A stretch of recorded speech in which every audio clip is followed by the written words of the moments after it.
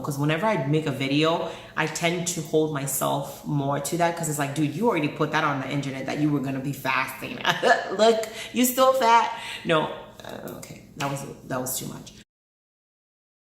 So I woke up this morning and I recorded a video that was about me starting my fast today.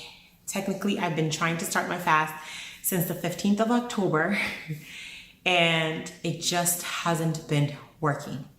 It really just hasn't been working just because it just hasn't been working. Every time I set out and say that I'm going to fast, I'm just not sticking to it. So I've been technically intermittent fasting, but the exciting part about it is, although I'm not losing weight on the scale, which is frustrating for people like me, I look smaller. I actually feel like I've shrunk in inches.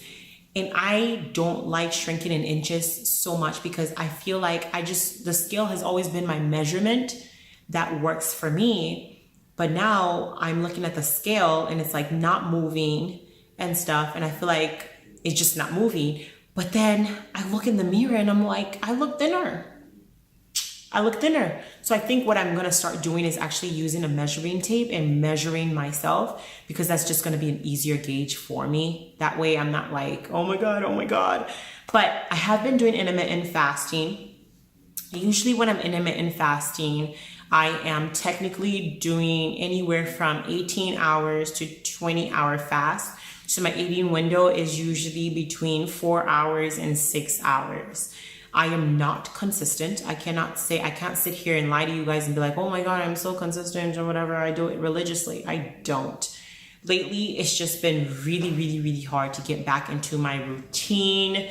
It's been hard to just stick to the fast. And honestly, it's just because I'm just being a baby. Like I'm just being weak and stuff.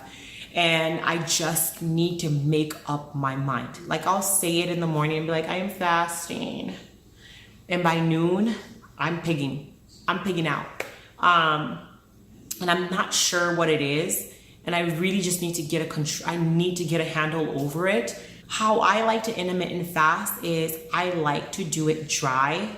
Dry fasting is so much easier for me than drinking water. I don't know why. Like maybe it's because I don't really like drinking water normally. I don't know. Maybe that's what it is. But dry fasting is just easier for me. And so I feel like after looking at myself, I'm like, dude, you kind of look a little bit snatched. So what I think I'm going to do is I'm going to make an intermittent fasting routine and just stick to that. I do think intermittent fasting works. It just doesn't work as fast enough as the water fasting only. Because when I'm water fasting, I know I am guaranteed at least a pound a day. When I'm intermittent fasting, that's not the case, which is really frustrating for someone like me, because I'm trying to rush the process. But it's like, why are you trying to rush the process though? The process should be enjoyable. But I'm thinking, on the other hand, if I could just hurry up, get rid of it, then I can be in maintenance and then maintain and build new habits. But one of the biggest things that I've actually even noticed also with my fasting stuff is I am the worst when it comes to breaking my fast. Doing my fast is not a problem. Of course, initially starting out is always a problem. Like that first day, that second day is, I just gotta stay at the kitchen. If I could be locked myself in a room, I could do the fast for that day. If I could go out and get out of my house, I will be okay. But I just have to be determined and then just get through that first day and that second day, and then I'm good to go. When I'm done with like my long-term fasting, I just crash. I eat bread. I eat anything I see. Anything I see, I eat. I will eat fried chicken. I just eat. I just eat. After I did my 21-day fast, I did not come down slowly or nothing. I had a couple times, I had soup to come off. In my soup, I had what Nigerians would call obstacles. And pretty much what obstacles in soup means is you got a lot of things blocking you, like meats and stuff. I had smoked turkey in my soup. I had tilapia fish in my soup. The soup was super spicy and delicious. That's not what you're supposed to break your fast with. I made the soup. I put ton of veggies in there. There was mushrooms, there was cabbage. It was a mess. It was delicious. Like, I mean, it was so good. But that's not how you're supposed to break a fast. When you've been fasting that long, you need to come off gradually and reintroduce things slowly. My tummy didn't react.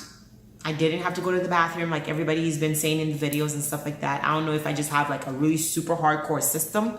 I don't know what was happening. I didn't have to go to the bathroom. It didn't hurt my tummy, nothing like that. I did feel a little sick the next day. I just kind of felt like, I shouldn't have eaten anything. That's literally how I felt. But other than that, I was okay. My main goal right now would be to really spend time to figure out how I'm gonna come off my fast and prep ahead of time. That way I'm not just reaching for things and eating them. When I want something, even my husband can't stop me. Cause if I don't wanna eat it, I'm gonna eat it. If I have to sneak around when you're sleeping, I will eat it. So, and then later on, I'm complaining about it. I'm like, oh my God. But no, I did it to myself. So I'm still on this journey. I really have to figure out how I'm going to get back into the routine of fasting and everything. It's really been bothering me, but I will try for next week. I will commit for next week, and I'm making this video to commit myself to doing a fast starting on Monday. And I'm committing myself to doing the fast the whole week. I will do 18-hour fast and have a 6-hour eating window, or I will do a 20-hour fast and have a 4-hour eating window. So I would actually be incorporating intermittent fasting and the Omad, because the Omad diet.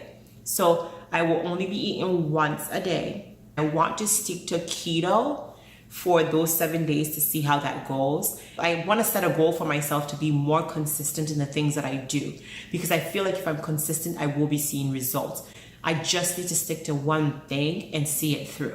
That's literally what I need to do, because I get distracted and I start doing other things. I'm doing way too much, and I need to just stick to one thing that works and see that through. I changed my goal of what I want my weight to be. I think I want to stop at 150, so which means I have about 15 pounds to lose. I think I want to set smaller goals rather than bigger goals that freak me out. I think it's the bigger goal that's freaking me out for me not to do it. So I'm going to set smaller goals that are achievable, and then I'll be knocking them out that way. I hope that you guys enjoyed this video. Thank you guys to all my new subscribers. I am really, really grateful that you would choose to subscribe. If you're not subscribed already, go ahead and subscribe. Hit the notification bell so you do get notified when I post a new video. Stay tuned for more. Remember that you are the light. Shine your light, you guys. Bye.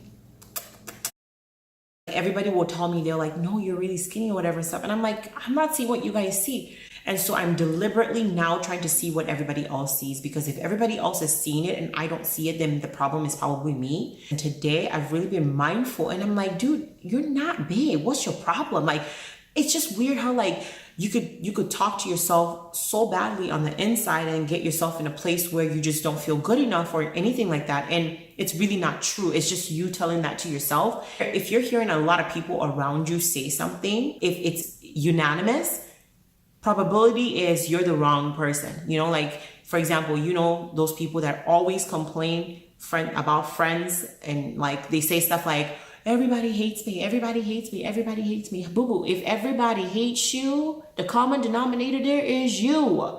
So maybe you need to fix something about yourself. If everybody hates you, trust me, they're not the problem. You is the problem, okay? You are the problem.